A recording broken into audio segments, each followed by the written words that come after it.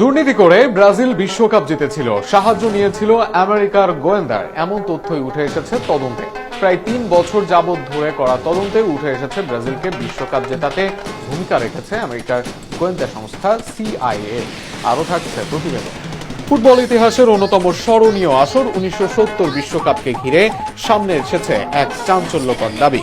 British অনুসন্ধানী সাংবাদিক Gabriel গেটহাউজের নেতৃত্বে 3 বছর ব্যাপী গবেষণায় উঠে এসেছে এমন এক অভিযোগ, যা সত্য প্রমাণিত হলে বিশ্ব ফুটবলের ইতিহাসই নতুন করে লিখতে হতে পারে।